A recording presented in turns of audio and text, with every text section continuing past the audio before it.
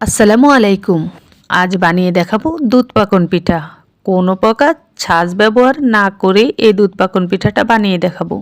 শুধুমাত্র একটি চামচ দিয়ে এত সুন্দর এই পিঠাটি বানিয়ে দেখাবো। একেবারে সহজ রেসিপি, যে কেউ বানাতে পারবেন। আর খেতে ভীষণই মজা হবে, খুবই স্পঞ্জি, রসালো, রসে টইটম্বুর, মুখে দিলেই মিলিয়ে যাবে। আশা করছি আমার আজকের এই রেসিপি সকলের ভালো লাগবে। যদি সামান্য পরিমাণও ভালো লাগে তাহলে অনুরোধ রইল চ্যানেলটা সাবস্ক্রাইব করে পাশে থাকা অল বাটনটি ক্লিক করে রাখবেন। চলুন দেখাচ্ছি। প্রথমে আমি মেজারমেন্ট কাপে 1 কাপ পানি নিয়ে নিচ্ছি হাফ চা চামচ লবণ, 1 টেবিল চামচ সয়াবিন তেল পানি লবণ একটু মিশিয়ে নিছি। তারপর কিছুক্ষণ অপেক্ষা করছি পানির ভালোভাবে বলক আসা পর্যন্ত। পানির বলক চলে আসছে দেখুন। এবার দিয়ে দিচ্ছি যে কাপ মেপে পানি নিছি সে কাপ মেপেই 1 কাপ আটাটা চেপে নিয়ে আলতোভাবে নিচ্ছি। আর এই আটাটা আগে থেকে চালা থাকলো এভাবে ফুটন্ত গরম পানির উপরে চেলে দিতে হবে। এটা হচ্ছে এই পিঠাটা ভালো করার একটা টেকনিক। তো দেখুন আমি চেলে দেওয়ার পরে চুলার আঁচটা একেবারে লো করে দিছি। তারপরে এই গরম পানির মধ্যে কাঠি দিয়ে আটাটাকে ভালোভাবে মিশিয়ে নিচ্ছি।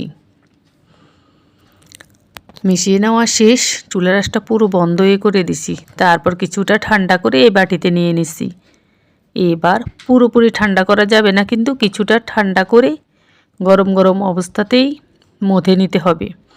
মানে আপনার হাতে সহ্য হয় এরকম গরম থাকতে হবে, আবার হাতটা পুড়িয়ে ফেলবেন না যেন। তো ভালোভাবে মথে নিচ্ছি দেখুন। মথতে গেলে একটু হাতে লাগবে না, বাটিতে লাগবে না, এরকম দেখবেন একেবারে বাটিও ক্লিন, হাতও ক্লিন থাকবে। এই আটাটা মাখতে খুবই ভালো লাগে। তো মাখাটা শেষ। এবার আমি সমান ভাগে এই আটাটাকে ভাগ করে নিচ্ছি।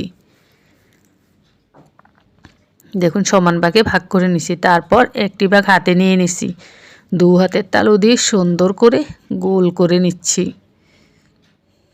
একটু সুন্দর করে নিতে হবে যাতে ফাটল না থাকে।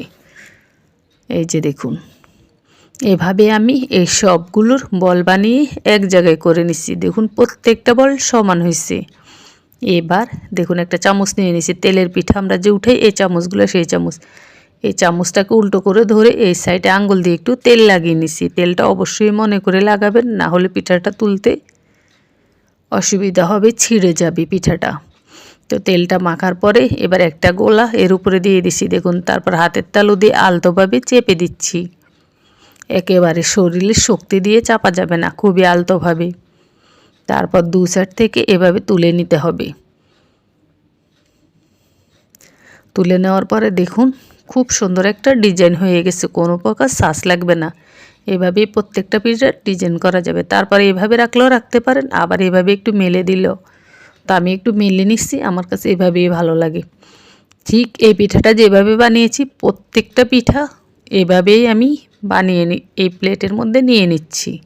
আরেকটা কথা, আপনারা চাইলে ময়দা, সুজি বা চালের গুঁড়ো দিয়েও এই পিঠাটা বানাতে পারবেন একই সিস্টেমে।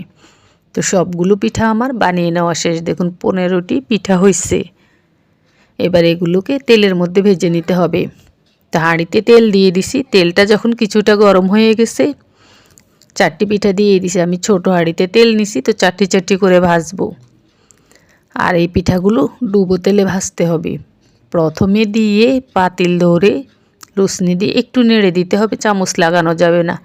যখন এক সাইডটা কিছুটা হয়ে আসবে তখন উল্টে দিতে হবে। এভাবেই উল্টে পাল্টে এগুলোকে ভেজে নিচ্ছি। আর চুলার আঁচটা রাখছি মিডিয়ামে। প্রথমে দিলে দেখবেন এগুলো একেবারে ফুলে উঠেছে। তারপরে উল্টে পাল্টে মিডিয়াম আঁচে সুন্দর একটা কালার আসা পর্যন্ত ভেজে নিতে হবে। তবে কড়কড়া বা মুচমুচে কটকটির মতো ওই রকম করে ভাজা যাবে না। সুন্দর গোল্ডেন কালার আসা পর্যন্ত ভেজে নিতে হবে। আর চুলার আঁচটা প্রথম থেকে শেষ পর্যন্ত মিডিয়ামে থাকবে, বা মিডিয়ামের চেয়ে কমে রাখতে পারেন, তবে মিডিয়ামের চেয়ে বাড়ানো যাবে না। তো দেখুন এগুলোকে আমি ভেজে নিচ্ছি। বাকিগুলো আমি একইভাবে ভেজে নিব। এগুলো দেখতে খুব সুন্দর কালার হয়েছে এবং উপর থেকে মুচমুচে হয়েছে, কিন্তু তবে একেবারে কটকটির মতো শক্ত হয়ে যায়নি। তো সবগুলো ভেজে এক প্লেটে রেখে ঢাকনা দিয়ে ঢেকে রেখে দিছি যাতে করে ঠান্ডা হয়ে না যায়। এদিকে দেখুন 1 লিটার দুধ নিয়ে নিছি, দুধের মধ্যে 2টো তেজপাতা ছিঁড়েও 4টি এলাচ দিছি, আর দিয়ে দিছি 1 টুকরো দারুচিনি, দিয়ে দিছি যে কাপ মেপে আটা নিছি সেই কাপ মেপে হাফ কাপ চিনি নিয়ে নিছি। এখানে হাফ চা চামচের চেয়ে একটু কম হবে লবণ, লবণটা নিজেদের টেস্ট অনুযায়ী দিবেন। আর আটাটা করতে লবণ দিছি, তাই এই দুধে লবণ বুঝে শুনে দিতে হবে। তারপর সব কিছু মিশিয়ে লেড়ে চেড়ে জাল করছি, চুলার আঁচ জ্বালিয়ে দিছি, কিন্তু চুলার আঁচ একেবারে হাইতে করে দিছি, দিয়ে অনবরত নাড়াচাড়া করতে হবে চুলার কাছে দাঁড়িয়ে থেকে, না হলে কিন্তু দুধের বলক এসে পড়ে যাবে। তো দুধটা ভালো করে কয়েকটা বলক আসার পরে আমি আবার যে কাপ মেপে আটা নিছি সেই কাপ মেপে সেই কাপের 4 ভাগের 1 ভাগ গুঁড়ো দুধ নিয়ে নিছি। গুঁড়ো দুধ দিলে তাড়াতাড়ি দুধটা ঘন হয়, দাঁড়িয়ে থেকে থেকে অনেকক্ষণ জাল করতে হয় না, আবার খেতে টেস্টও লাগে, মালাই মালাই স্বাদ লাগবে। তো গুঁড়ো দুধটা দেওয়ার পরে আবারও দেখুন অনবরত নাড়াচাড়া করে বেশ কিছুক্ষণ জাল করে নিচ্ছি। 1 লিটার দুধ জাল করতে করতে প্রায় 3 পোয়ার মতো হয়ে গেছে। এর চেয়ে বেশি ঘন করা যাবে না, তাহলে কিন্তু পিঠাগুলো রস টানবে না। এবার যে মশলাগুলো দিছি মশলাগুলো তুলে নিছি, এতক্ষণ জাল করার পরে মশলার ঘ্রাণটা সুন্দরভাবে দুধে ছড়িয়ে গেছে, এতে করে পিঠে খুব সুন্দর ঘ্রাণ আসবে।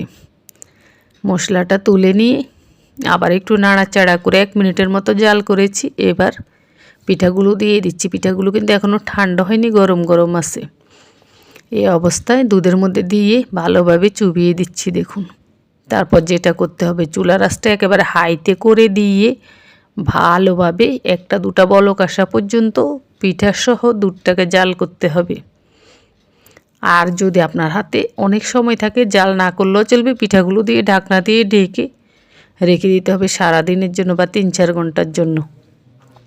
আর এভাবে যদি 2-1টা বলক আসা পর্যন্ত একটু জাল করে নেন, তাহলে 1 ঘন্টার ভিতরেই সমস্ত রসটা টেনে নেবে, পিঠাটা খেতে পারবেন। তো আমি 2টো বলক আসার পরেই চুলাটা নিভিয়ে দিছি, তারপর ঢাকনা দিয়ে ঢেকে রেখে দিছি 1 ঘন্টা। 1 ঘন্টা পর দেখুন পিঠাগুলোকে চিনেই যাচ্ছে না, একেবারে ফুলে ডাবল হয়ে গেছে, রস টেনে টইটুম্বুর হয়ে গেছে। এই যে চামচ দিয়ে তোলাই যাচ্ছে না, এতটা রস টেনেছে মনে হয় যে ভেঙে যাবে, এত তুলতুলে সফট হয়ে আছে। এবার এই প্লেটে নিয়ে দেখাচ্ছি আপনাদেরকে। প্রত্যেকটা পিঠা একেবারে রসে টইটুম্বুর হয়ে গেছে, আর এর রসটাও টেনে দেখুন একেবারে রসটা মালাই মালাইয়ের মতো হয়ে গেছে। বাস এভাবে পরিবেশন করতে পারেন। এবার একটা পিঠা কেটে দেখাচ্ছি, আমার কাটাটা দেখে বুঝে নেন কতটা সফট হয়েছে, তুলতুলে হয়েছে, আর কতটা রস টেনে নিছে। এই যে দেখুন কাটা অংশ, মাঝের অংশটা দেখে খেয়াল করুন। আশা করছি আজকের পিঠা রেসিপি যারা পিঠা প্রেমিক প্রত্যেকের ভালো লেগেছে।